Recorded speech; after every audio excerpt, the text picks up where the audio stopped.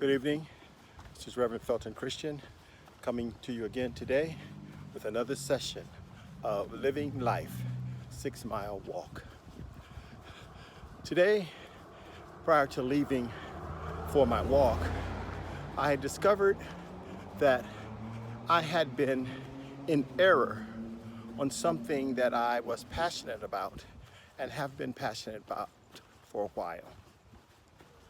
And as I discovered that error, I began to go back and search my sources to see whether or not the error was happening at that moment when I was in doubt of what I had been embracing, or if in fact the error had been in effect for all these many years.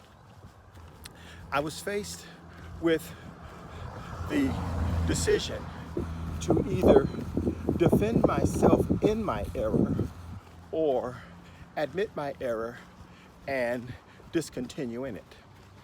Life is much like that. For many of us, it is difficult to admit that we're in error.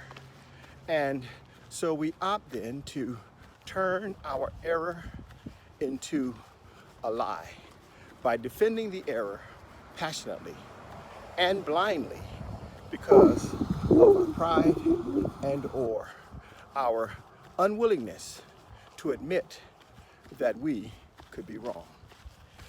I say this because as we go through this pandemic, there are many attitudes, many decisions being made, many positions being taken up that are, in my estimation, in error.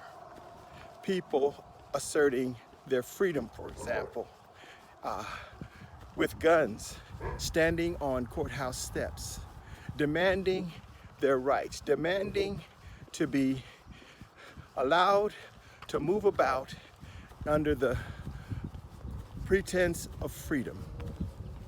Their freedom is in fact valid, as is the freedom of everyone that lives in this country.